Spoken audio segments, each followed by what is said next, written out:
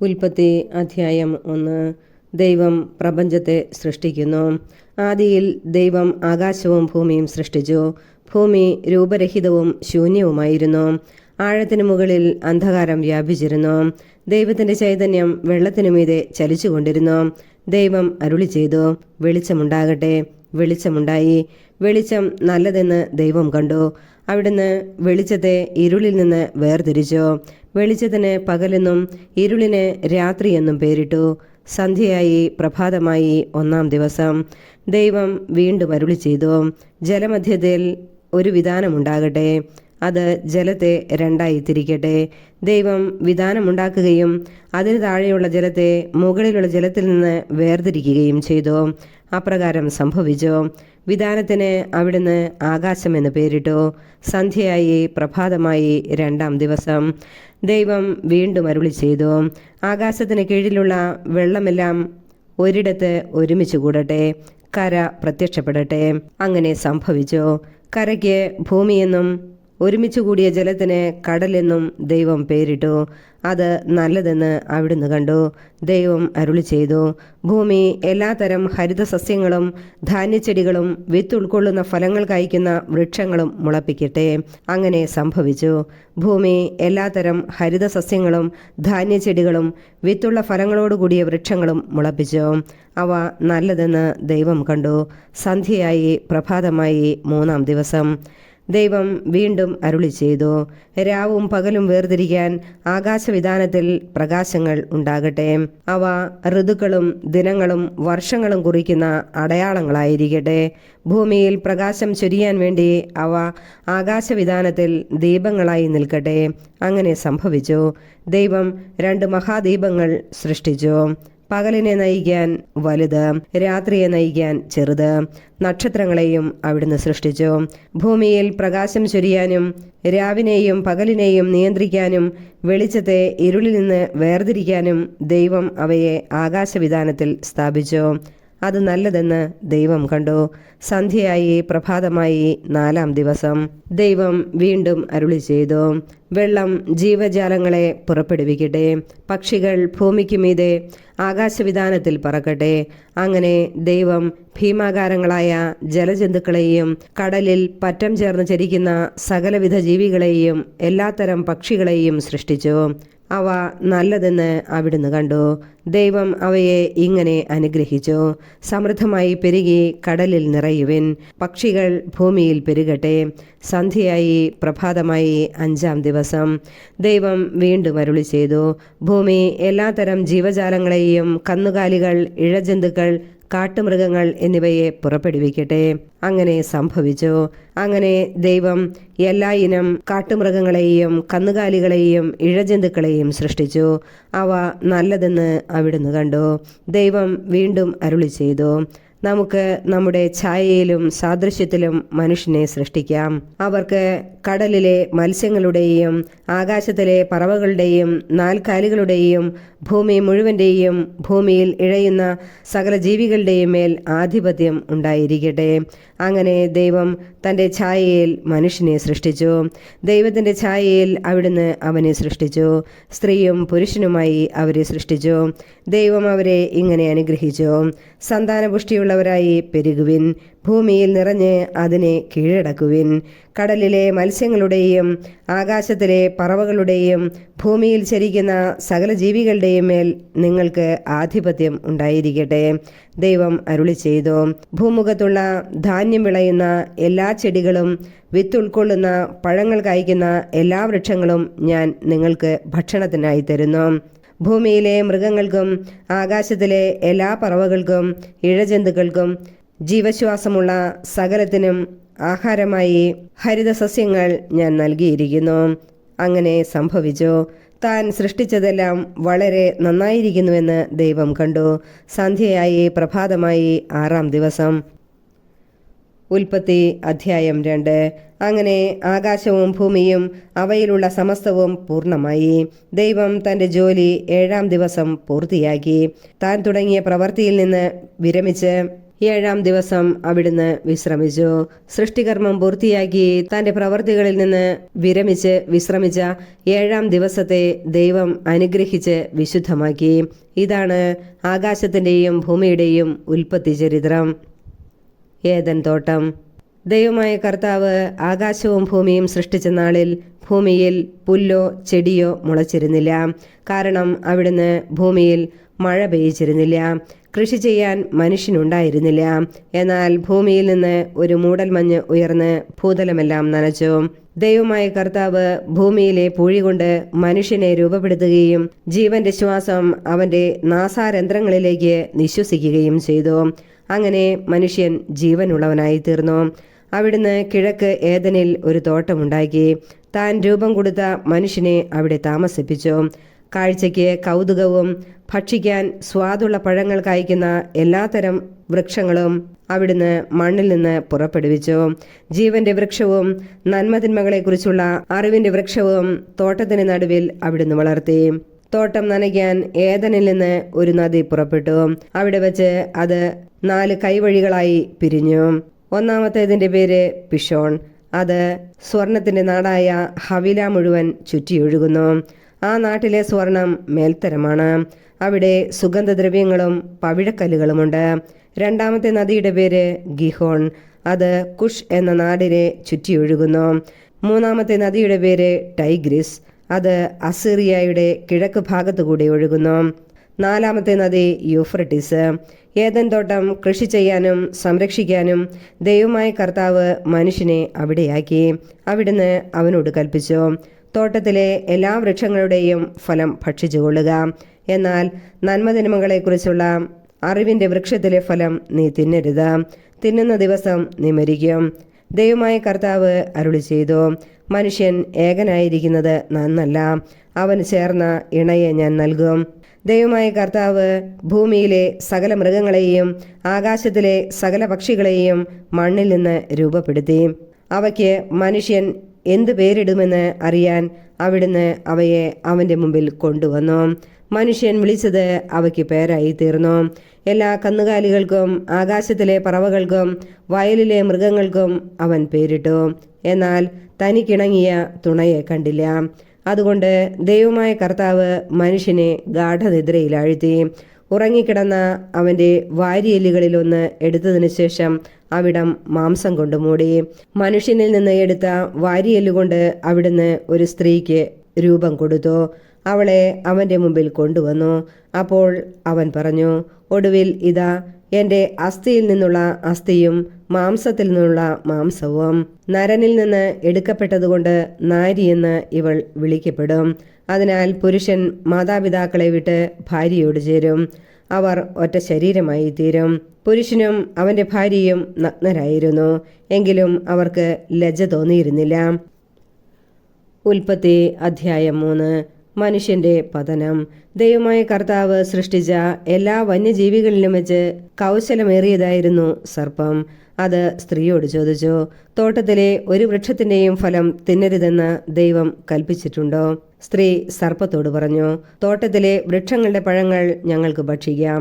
എന്നാൽ തോട്ടത്തിന്റെ നടുവിലുള്ള മരത്തിന്റെ പഴം ഭക്ഷിക്കുകയോ തൊടുക പോലുമോ അരുത്. ഭക്ഷിച്ചാൽ നിങ്ങൾ മരിക്കും എന്ന് ദൈവം പറഞ്ഞിട്ടുണ്ട്. സർപ്പം സ്ത്രീയോട് പറഞ്ഞു, നിങ്ങൾ മരിക്കുകയില്ല. അത് തിന്നുന്ന ദിവസം നിങ്ങളുടെ കണ്ണുകൾ തുറക്കുമെന്നും നന്മയും തിന്മയും അറിഞ്ഞ് നിങ്ങൾ ദൈവത്തെ പോലെയാകുമെന്നും ദൈവത്തിനറിയാം. ആ വൃക്ഷത്തിന്റെ പഴം ആസ്വാദ്യവും കണ്ണിന് കൗതുകകരവും അറിവേകാൻ കഴിയുമെന്നതിനാൽ അഭികാമ്യവുമാണെന്ന് കണ്ട് അവൾ അത് പറിച്ചു തിന്നു. ഭർത്താവിനും കൊടുത്തു. അവനും തിന്നു. ഉടനെ ഇരുവരുടെയും കണ്ണുകൾ തുറന്നു. തങ്ങൾ നഗ്നരാണെന്ന് അവരറിഞ്ഞു. അത്തിയിലകൾ കൂട്ടിത്തുന്നി അവർ അരക്കച്ചയുണ്ടാക്കി. വെയിലാറിയപ്പോൾ ദൈവമായ കർത്താവ് തോട്ടത്തിൽ ഉലാത്തുന്നതിന്റെ ശബ്ദം അവർ കേട്ടു. പുരുഷനും ഭാര്യയും അവിടുത്തെ മുമ്പിൽ നിന്ന് മാറി തോട്ടത്തിലെ വൃക്ഷങ്ങൾക്ക് ഇടയിൽ ഒളിച്ചു. അവിടുന്ന് പുരുഷനെ വിളിച്ചു ചോദിച്ചു, നീ എവിടെയാണ്? അവൻ മറുപടി പറഞ്ഞു, തോട്ടത്തിൽ അവിടുത്തെ ശബ്ദം ഞാൻ കേട്ടു. ഞാൻ നഗ്നനായതുകൊണ്ട് ഭയന്ന് ഒളിച്ചതാണ്. അവിടുന്ന് ചോദിച്ചു, നീ നഗ്നനാണെന്ന് നിന്നോട് ആര് പറഞ്ഞു? തിന്നരുതെന്ന് ഞാൻ കൽപ്പിച്ച വൃക്ഷത്തിന്റെ പഴം നീ തിന്നോ? അവൻ പറഞ്ഞു, അങ്ങ് എനിക്ക് കൂട്ടിനു തന്ന സ്ത്രീ ആ മരത്തിൻ്റെ പഴം എനിക്ക് തന്നു, ഞാനത് തിന്നു. ദൈവമായ കർത്താവ് സ്ത്രീയോട് ചോദിച്ചു, നീ എന്താണ് ഈ ചെയ്തത്? അവൾ പറഞ്ഞു, സർപ്പം എന്നെ വഞ്ചിച്ചു, ഞാൻ പഴം തിന്നു. ശിക്ഷയും വാഗ്ദാനവും. ദൈവമായ കർത്താവ് സർപ്പത്തോട് പറഞ്ഞു, ഇത് ചെയ്തതുകൊണ്ട് നീ എല്ലാ കന്നുകാലികളുടെയും വന്യമൃഗങ്ങളുടെയും ഇടയിൽ ശപിക്കപ്പെട്ടതായിരിക്കും. നീ മണ്ണിൽ ഇഴഞ്ഞു നടക്കും, ജീവിതകാലം മുഴുവൻ നീ പൊടി തിന്നും. നീയും സ്ത്രീയും തമ്മിലും നിന്റെ സന്തതിയും അവളുടെ സന്തതിയും തമ്മിലും ഞാൻ ശത്രുത ഉളവാക്കും. അവൻ നിന്റെ തല തകർക്കും, നീ അവന്റെ കുതികാലിൽ പരിക്കേൽപ്പിക്കും. അവിടുന്ന് സ്ത്രീയോട് പറഞ്ഞു, നിന്റെ ഗർഭാരിഷ്ഠതകൾ ഞാൻ വർദ്ധിപ്പിക്കും, നീ വേദനയോടെ കുഞ്ഞുങ്ങളെ പ്രസവിക്കും. എങ്കിലും നിനക്ക് ഭർത്താവിൽ അഭിലാഷമുണ്ടായിരിക്കും, അവൻ നിന്നെ ഭരിക്കുകയും ചെയ്യും. ആദത്തോട് അവിടുന്ന് പറഞ്ഞു, തിന്നരുതെന്ന് ഞാൻ പറഞ്ഞ പഴം സ്ത്രീയുടെ വാക്കുകേട്ട് നീ തിന്നതുകൊണ്ട് നീ മൂലം മണ്ണ് ശപിക്കപ്പെട്ടതായിരിക്കും. ആയുഷ്കാലം മുഴുവൻ കഠിനാധ്വാനം കൊണ്ട് നീ അതിൽ നിന്ന് കാലയാപനം ചെയ്യും. അത് മുള്ളും മുൾച്ചെടികളും നിനക്കായി മുളപ്പിക്കും. വയലിലെ സസ്യങ്ങൾ നീ ഭക്ഷിക്കും. മണ്ണിൽ നിന്ന് എടുക്കപ്പെട്ട നീ മണ്ണിനോട് ചേരുന്നതുവരെ നെറ്റിയിലെ വിയർപ്പ് കൊണ്ട് ഭക്ഷണം സമ്പാദിക്കും. നീ പൊടിയാണ്, പൊടിയിലേക്ക് തന്നെ നീ മടങ്ങും. ആദം ഭാര്യയെ ഹൗവ എന്ന് വിളിച്ചു, കാരണം അവൾ ജീവനുള്ളവരുടെയെല്ലാം മാതാവാണ്. ദൈവമായ കർത്താവ് തോലുകൊണ്ട് ഉടയാടയുണ്ടാക്കി ആദത്തെയും അവൻ്റെ ഭാര്യയെയും ധരിപ്പിച്ചു. അനന്തരം അവിടുന്ന് പറഞ്ഞു, മനുഷ്യനിതാ നന്മയും തിന്മയും അറിഞ്ഞ് നമ്മിലൊരുവനെ പോലെയായിരിക്കുന്നു. ഇനി അവൻ കൈനീട്ടി ജീവന്റെ വൃക്ഷത്തിൽ നിന്നുകൂടി പറിച്ചു തിന്ന് അമർത്യനാകാൻ ഇടയാകരുത്. കർത്താവ് അവരെ ഏദൻ തോട്ടത്തിൽ നിന്ന് പുറത്താക്കി മണ്ണിൽ നിന്നെടുത്ത മനുഷ്യനെ മണ്ണിനോട് മല്ലിടാൻ വിട്ടു. മനുഷ്യനെ പുറത്താക്കിയ ശേഷം ജീവന്റെ വൃക്ഷത്തിങ്കലേക്കുള്ള വഴി കാക്കാൻ ഏദൻ തോട്ടത്തിന് കിഴക്ക് അവിടുന്ന് കെരൂബുകളെ കാവൽ നിർത്തി. എല്ലാ വശത്തേക്കും കറങ്ങുന്നതും തീ ജ്വലിക്കുന്നതുമായ ഒരു വാളും അവിടുന്ന് സ്ഥാപിച്ചു. ഉൽപ്പത്തി അധ്യായം 4. കായേനും ആബേലും. ആദം തന്റെ ഭാര്യയായ ഹവ്വായോട് ചേർന്നു. അവൾ ഗർഭം ധരിച്ച് കായേനെ പ്രസവിച്ചു.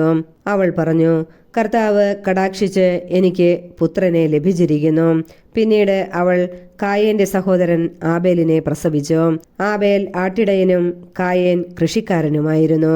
ഒരിക്കൽ കായേൻ തന്റെ വിളവിൽ ഒരു ഭാഗം കർത്താവിന് കാഴ്ച സമർപ്പിച്ചു. ആബേൽ തന്റെ ആട്ടിൻകൂട്ടത്തിലെ കടിഞ്ഞൂൽ കുഞ്ഞുങ്ങളെ എടുത്ത് അവയുടെ കൊഴുപ്പുള്ള ഭാഗങ്ങൾ അവിടത്തേക്ക് കാഴ്ചവെച്ചു. ആബേലിലും അവന്റെ കാഴ്ച വസ്തുക്കളിലും അവിടുന്ന് പ്രസാദിച്ചു. എന്നാൽ കായേനിലും അവന്റെ കാഴ്ച വസ്തുക്കളിലും അവിടുന്ന് പ്രസാദിച്ചില്ല. ഇത് കായേനെ അത്യധികം കോപിപ്പിച്ചു. അവന്റെ മുഖം കറുത്തു. കർത്താവ് കായേനോട് ചോദിച്ചു, നീ കോപിച്ചിരിക്കുന്നത് എന്തുകൊണ്ട്? നിന്റെ മുഖം വാടിയിരിക്കുന്നത് എന്തുകൊണ്ട്? ഉചിതമായി പ്രവർത്തിച്ചാൽ നീയും സ്വീകാര്യനാവുകയില്ലേ? നല്ലത് ചെയ്യുന്നില്ലെങ്കിൽ പാപം വാതിൽക്കൽ തന്നെ പതിയിരിപ്പുണ്ടെന്ന് ഓർക്കണം. അത് നിന്നിൽ താൽപര്യം വച്ചിരിക്കുന്നു, നീ അതിനെ കീഴടക്കണം. ഒരു ദിവസം കായേൻ തന്റെ സഹോദരൻ ആബേലിനോട് പറഞ്ഞു, നമുക്ക് വയലിലേക്ക് പോകാം. അവർ വയലിലായിരിക്കെ കായേൻ ആബേലിനോട് കയർത്ത് അവനെ കൊന്നു. കർത്താവ് കായേനോട് ചോദിച്ചു, നിന്റെ സഹോദരൻ ആബേൽ എവിടെ? അവൻ പറഞ്ഞു, എനിക്കറിഞ്ഞുകൂടാ. സഹോദരന്റെ കാവൽക്കാരനാണോ ഞാൻ? എന്നാൽ കർത്താവ് പറഞ്ഞു, നീ എന്താണ് ചെയ്തത്? നിന്റെ സഹോദരന്റെ രക്തം മണ്ണിൽ നിന്ന് എന്നെ വിളിച്ച് കരയുന്നു.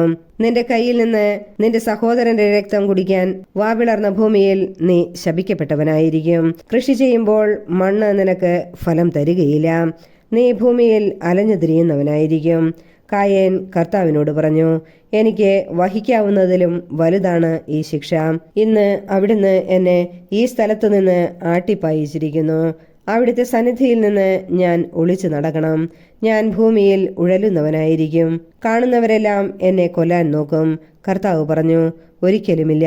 കായേനെ കൊല്ലുന്നവന്റെ മേൽ 7 ഇരട്ടിയായി ഞാൻ പ്രതികാരം ചെയ്യും. ആരും കായേനെ കൊല്ലാതിരിക്കാൻ കർത്താവ് അവന്റെ മേൽ ഒരടയാളം പതിച്ചു. കായേൻ കർത്താവിന്റെ സന്നിധി വിട്ട് ഏദന് കിഴക്ക് നോദ് ദേശത്ത് വാസമുറപ്പിച്ചു. കായേന്റെ സന്താന പരമ്പര. കായേൻ തന്റെ ഭാര്യയുമായി ചേർന്നു. അവൾ ഗർഭം ധരിച്ച് ഹെനോക്കിനെ പ്രസവിച്ചു. കായേൻ ഒരു നഗരം പണിതു. തന്റെ പുത്രനായ ഹെനോക്കിന്റെ പേര് അതിന് നൽകി. ഹെനോക്കിന് ഈരാദും ഈരാദിന് മെഹുയായേലും ജനിച്ചു. മെഹുയായേലിന് മെഥുശായേലും മെഥുശായേലിന് ലാമെക്കും ജനിച്ചു. ലാമെക്കിന് 2 ഭാര്യമാരുണ്ടായിരുന്നു, ആദായും സില്ലായും. ആദായുടെ മകനായിരുന്നു യാബാൽ. കൂടാരവാസികളുടെയും അജപാലകരുടെയും പിതാവായിരുന്നു അവൻ. അവന്റെ സഹോദരന്റെ പേര് യൂബാൽ. കിന്നരവും വേണുവും വായിക്കുന്നവരുടെ പിതാവായിരുന്നു അവൻ. സില്ലായിക്കും ഒരു പുത്രനുണ്ടായി, തുബൽക്കയിൻ. ചെമ്പുപണിക്കാരുടെയും ഇരുമ്പുപണിക്കാരുടെയും പിതാവായിരുന്നു അവൻ. തുബൽക്കയിന് നാമ എന്നൊരു സഹോദരി ഉണ്ടായിരുന്നു. ലാമെക്ക് തന്റെ ഭാര്യമാരോട് പറഞ്ഞു, ആദായെ സില്ലായെ, ഞാൻ പറയുന്നത് കേൾക്കുവിൻ. ലാമെക്കിന്റെ ഭാര്യമാരെ, എനിക്ക് ചെവി തരുവിൻ. എന്നെ മുറിപ്പെടുത്തിയ ഒരുവനെയും എന്നെ അടിച്ച ഒരു ചെറുപ്പക്കാരനെയും ഞാൻ കൊന്നുകളഞ്ഞു. കായേന്റെ പ്രതികാരം 7 ഇരട്ടിയെങ്കിൽ ലാമെക്കിൻ്റെത് 77 ഇരട്ടിയായിരിക്കും. ആദം വീണ്ടും തന്റെ ഭാര്യയോട് ചേർന്നു. അവൾ ഒരു പുത്രനെ പ്രസവിച്ചു. സേത്ത് എന്ന് അവന് പേരിട്ടു. കാരണം കായേൻ കൊന്ന ആബേലിനു പകരം എനിക്ക് ദൈവം തന്നതാണ് അവൻ എന്ന് അവൾ പറഞ്ഞു. സേത്തിനും ഒരു പുത്രൻ ജനിച്ചു. സേത്ത് അവനെ എനോഷ് എന്ന് വിളിച്ചു. അക്കാലത്ത് മനുഷ്യർ കർത്താവിന്റെ നാമം വിളിച്ചപേക്ഷിക്കാൻ തുടങ്ങി. ഉൽപ്പത്തി അധ്യായം 5. ആദം മുതൽ നോഹ വരെ. ആദത്തിന്റെ വംശാവലി ഗ്രന്ഥമാണിത്. ദൈവം മനുഷ്യനെ തന്റെ സാദൃശ്യത്തിൽ സൃഷ്ടിച്ചു. സ്ത്രീയും പുരുഷനുമായി അവരെ സൃഷ്ടിച്ചു. അവിടുന്ന് അവരെ അനുഗ്രഹിക്കുകയും മനുഷ്യൻ എന്ന് വിളിക്കുകയും ചെയ്തു. ആദത്തിന് 130 വയസ്സായപ്പോൾ അവന്റെ സാദൃശ്യത്തിലും ഛായയിലും ഒരു പുത്രൻ ജനിച്ചു. ആദം അവന് സേത്ത് എന്ന് പേരിട്ടു. സേത്തിന്റെ ജനനത്തിന് ശേഷം ആദം 800 വർഷം ജീവിച്ചു. അവന് വേറെയും പുത്രന്മാരും പുത്രിമാരും ഉണ്ടായി. ആദത്തിന്റെ ജീവിതകാലം 930 വർഷമാണ്. അതിനുശേഷം അവൻ മരിച്ചു. സേത്തിന് 105 വയസ്സായപ്പോൾ എനോഷ് എന്നൊരു പുത്രനുണ്ടായി. എനോഷിന്റെ ജനനത്തിന് ശേഷം സേത്ത് 807 വർഷം ജീവിച്ചു. അവന് വേറെയും പുത്രന്മാരും പുത്രിമാരും ഉണ്ടായി. സേത്തിന്റെ ജീവിതകാലം 912 വർഷമാണ്. അവനും മരിച്ചു. എനോഷിന് 90 വയസ്സായപ്പോൾ കെയ്നാൻ എന്ന പുത്രനുണ്ടായി. കെയ്നാന്റെ ജനനത്തിന് ശേഷം എനോഷ് 815 വർഷം ജീവിച്ചു. അവന് വേറെയും പുത്രന്മാരും പുത്രിമാരും ഉണ്ടായി. എനോഷിന്റെ ജീവിതകാലം 905 വർഷമാണ്. അവനും മരിച്ചു. കെയ്നാന് 70 വയസ്സായപ്പോൾ മഹലലേൽ എന്നൊരു മകനുണ്ടായി. മഹലലേലിന്റെ ജനനത്തിന് ശേഷം കെയ്നാൻ 840 വർഷം ജീവിച്ചു. അവന് വേറെയും പുത്രന്മാരും പുത്രിമാരും ഉണ്ടായി. കെയ്നാന്റെ ജീവിതകാലം 910 വർഷമായിരുന്നു. അവനും മരിച്ചു. മഹലലേലിന് 65 വയസ്സായപ്പോൾ യാരദ് എന്ന മകനുണ്ടായി. യാരദിന്റെ ജനനത്തിന് ശേഷം മഹലലേൽ 830 വർഷം ജീവിച്ചു. അവന് വേറെയും പുത്രന്മാരും പുത്രിമാരും ഉണ്ടായി. മഹലലേലിന്റെ ജീവിതകാലം 895 വർഷമായിരുന്നു. അവനും മരിച്ചു. യാരദിന് 162 വയസ്സായപ്പോൾ ഹെനോക്ക് എന്ന പുത്രനുണ്ടായി. ഹെനോക്കിന്റെ ജനനത്തിന് ശേഷം യാരദ് 800 വർഷം ജീവിച്ചു. അവന് വേറെയും പുത്രന്മാരും പുത്രിമാരും ഉണ്ടായി. യാരദിന് ജീവിതകാലം 962 വർഷമായിരുന്നു. അവനും മരിച്ചു. ഹെനോക്കിന് 65 വയസ്സായപ്പോൾ മെത്തുശലേഹ് എന്ന മകനുണ്ടായി. മെത്തുശലേഹിന്റെ ജനനത്തിന് ശേഷം ഹെനോക്ക് 300 വർഷം കൂടി ദൈവത്തിന് പ്രിയപ്പെട്ടവനായി ജീവിച്ചു. അവന് വേറെയും പുത്രന്മാരും പുത്രിമാരും ഉണ്ടായി. ഹെനോക്കിന്റെ ജീവിതകാലം 365 വർഷമായിരുന്നു. ഹെനോക്ക് ദൈവത്തിന് പ്രിയങ്കരനായി ജീവിച്ചു. പിന്നെ അവനെ കണ്ടിട്ടില്ല. ദൈവം അവനെ എടുത്തു. 187 വയസ്സായപ്പോൾ മെത്തുശലേഹ് ലാമെക്കിന്റെ പിതാവായി. ലാമെക്കിന്റെ ജനനത്തിന് ശേഷം മെത്തുശലേഹ് 782 വർഷം ജീവിച്ചു. അവന് വേറെയും പുത്രന്മാരും പുത്രിമാരും ഉണ്ടായി. മെത്തുശലേഹിന്റെ ജീവിതകാലം 969 വർഷമായിരുന്നു. അവനും മരിച്ചു. ലാമെക്കിന് 182 വയസ്സായപ്പോൾ ഒരു പുത്രനുണ്ടായി. കർത്താവ് ശപിച്ച ഈ ഭൂമിയിലെ ക്ലേശകരമായ അധ്വാനത്തിൽ അവൻ നമുക്ക് ആശ്വാസം നേടിത്തരും എന്ന് പറഞ്ഞ് അവനെ നോഹ എന്ന് വിളിച്ചു. നോഹയുടെ ജനനത്തിന് ശേഷം ലാമെക്ക് 595 വർഷം ജീവിച്ചു. അവന് വേറെയും പുത്രന്മാരും പുത്രിമാരും ഉണ്ടായി. ലാമെക്കിന്റെ ജീവിതകാലം 777 വർഷമായിരുന്നു. അവനും മരിച്ചു. നോഹയ്ക്ക് 500 വയസ്സായതിനു ശേഷം ഷേം, ഹാം, യാഫത്ത് എന്നീ പുത്രന്മാരുണ്ടായി. ഉൽപ്പത്തി അധ്യായം 6. തിന്മ വർദ്ധിക്കുന്നു. മനുഷ്യർ ഭൂമിയിൽ പെരുകാൻ തുടങ്ങുകയും അവർക്ക് പുത്രിമാർ ജനിക്കുകയും ചെയ്തപ്പോൾ മനുഷ്യപുത്രിമാർ അഴകുള്ളവരാണ് എന്ന് കണ്ട് ദൈവപുത്രന്മാർ തങ്ങൾക്ക് ഇഷ്ടപ്പെട്ടവരെയെല്ലാം ഭാര്യമാരായി സ്വീകരിച്ചു. അപ്പോൾ ദൈവമായ കർത്താവ് പറഞ്ഞു, എന്റെ ചൈതന്യം മനുഷ്യനിൽ എന്നേക്കും നിലനിൽക്കുകയില്ല. അവൻ ജഡമാണ്. അവന്റെ ആയുസ് 120 വർഷമായിരിക്കും. ദൈവപുത്രന്മാർ മനുഷ്യപുത്രിമാരുമായി ചേരുകയും അവർക്ക് മക്കൾ ഉണ്ടാവുകയും ചെയ്തിരുന്ന അക്കാലത്തും പിന്നീടും ഭൂമിയിൽ അതികായന്മാർ ഉണ്ടായിരുന്നു. അവരാണ് പുരാതന കാലത്തെ പ്രസിദ്ധിയാർജിച്ച പ്രബലന്മാർ. ഭൂമിയിൽ മനുഷ്യന്റെ ദുഷ്ടത വർദ്ധിച്ചിരിക്കുന്നെന്നും അവന്റെ ഹൃദയത്തിലെ ചിന്തയും ഭാവനയും എപ്പോഴും ദുഷിച്ചതു മാത്രമാണെന്നും കർത്താവ് കണ്ടു. ഭൂമുഖത്ത് മനുഷ്യനെ സൃഷ്ടിച്ചതിൽ കർത്താവ് പരിതപിച്ചു. അത് അവിടുത്തെ ഹൃദയത്തെ വേദനിപ്പിച്ചു. കർത്താവ് അരുളി ചെയ്തു, എന്റെ സൃഷ്ടിയായ മനുഷ്യനെ ഭൂമുഖത്ത് നിന്ന് ഞാൻ തുടച്ചു മാറ്റും. മനുഷ്യനെയും മൃഗങ്ങളെയും ഇഴജന്തുക്കളെയും ആകാശത്തിലെ പറവകളെയും ഞാൻ നാമാവശേഷമാക്കും. അവയെ സൃഷ്ടിച്ചതിൽ ഞാൻ ദുഃഖിക്കുന്നു. എന്നാൽ നോഹ കർത്താവിന്റെ പ്രീതിക്ക് പാത്രമായി. ഇതാണ് നോഹയുടെ വംശാവലി. നോഹ നീതിമാനായിരുന്നു. ആ തലമുറയിലെ കറയറ്റ മനുഷ്യൻ. അവൻ ദൈവത്തിന്റെ മാർഗത്തിൽ നടന്നു. നോഹയ്ക്ക് 3 പുത്രന്മാരുണ്ടായി, ഷേം, ഹാം, യാഫത്ത്. ദൈവത്തിന്റെ ദൃഷ്ടിയിൽ ഭൂമിയാകെ ദുഷിച്ചതായി തീർന്നു. എങ്ങും അക്രമം നടമാടി. ഭൂമി ദുഷിച്ചുപോയെന്ന് ദൈവം കണ്ടു. ലോകത്തിൽ മനുഷ്യരെല്ലാം ദുർമാർഗികളായി. നോഹയുടെ പെട്ടകം. ദൈവം നോഹയോട് അരുളി ചെയ്തു, ജീവജാലങ്ങളെയെല്ലാം നശിപ്പിക്കാൻ ഞാൻ നിശ്ചയിച്ചിരിക്കുന്നു. അവർ മൂലം ലോകം അധർമ്മം കൊണ്ട് നിറഞ്ഞിരിക്കുന്നു. ഭൂമിയോടുകൂടെ അവരെ ഞാൻ നശിപ്പിക്കും. ഗോഫർ മരം കൊണ്ട് നീ ഒരു പെട്ടകമുണ്ടാക്കുക. അതിൽ മുറികൾ തിരിക്കുക. അതിൻ്റെ അകത്തും പുറത്തും കീല് തയ്ക്കണം. ഇങ്ങനെയാണ് അതുണ്ടാക്കേണ്ടത്. 300 മുഴം നീളം, 50 മുഴം വീതി, 30 മുഴം ഉയരം. മേൽക്കൂരയിൽ നിന്ന് 1 മുഴം താഴെ പെട്ടകത്തിന് ഒരു ജനലും വശത്തൊരു വാതിലും വയ്ക്കണം. താഴെയും മേലെയും നടുവിലുമായി 3 തട്ടായി വേണം പെട്ടകം ഉണ്ടാക്കാൻ. ഭൂതലത്തിലെല്ലാം ഞാനൊരു ജലപ്രളയം വരുത്താൻ പോകുന്നു. ആകാശത്തിന് കീഴെ ജീവശ്വാസമുള്ള എല്ലാ ജഡവും ഞാൻ നശിപ്പിക്കും. ഭൂമുഖത്തുള്ളതെല്ലാം നശിക്കും. എന്നാൽ നീയുമായി ഞാൻ എൻ്റെ ഉടമ്പടി ഉറപ്പിക്കും. നീ പെട്ടകത്തിൽ കയറണം. നിന്റെ കൂടെ നിന്റെ ഭാര്യയും പുത്രന്മാരും അവരുടെ ഭാര്യമാരും. എല്ലാ ജീവജാലങ്ങളിലും നിന്ന് ആണും പെണ്ണുമായി ഈ 2 എണ്ണത്തെയും നീ പെട്ടകത്തിൽ കയറ്റി സൂക്ഷിക്കണം.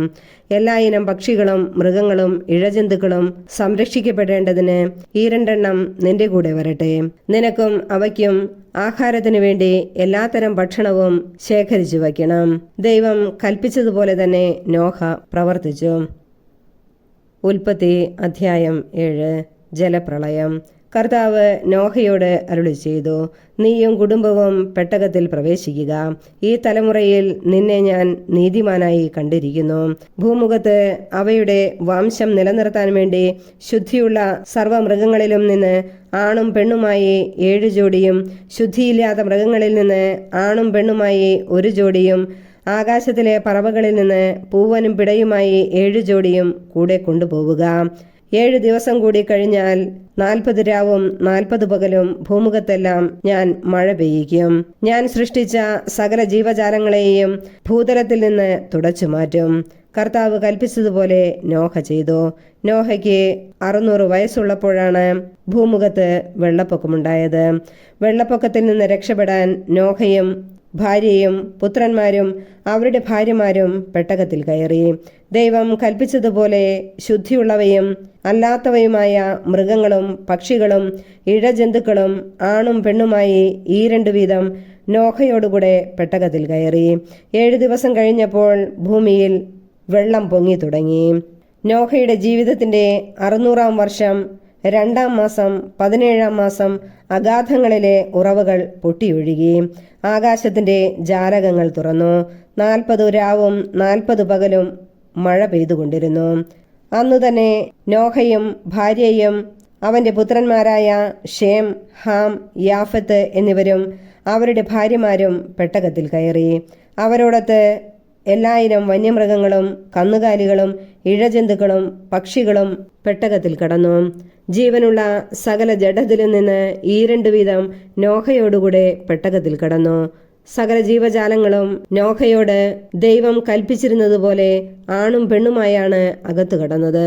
കർത്താവ് നോഹയെ പെട്ടകത്തിലടച്ചു. വെള്ളപ്പൊക്കം 40 നാൾ തുടർന്നു. ജലനിരപ്പ് ഉയർന്നു. പെട്ടകം പൊങ്ങി ഭൂമിക്ക് മുകളിലായി. ഭൂമിയിൽ ജലം വർദ്ധിച്ചുകൊണ്ടേയിരുന്നു. പെട്ടകം വെള്ളത്തിന് മീതെ ഒഴുകി. ജലനിരപ്പ് വളരെ ഉയർന്നു. ആകാശത്തിന് കീഴ് തല ഉയർത്തി നിന്ന സകല പർവ്വതങ്ങളും വെള്ളത്തിനടിയിലായി. പർവ്വതങ്ങൾക്ക് മുകളിൽ 15 മുഴം വരെ വെള്ളമുയർന്നു.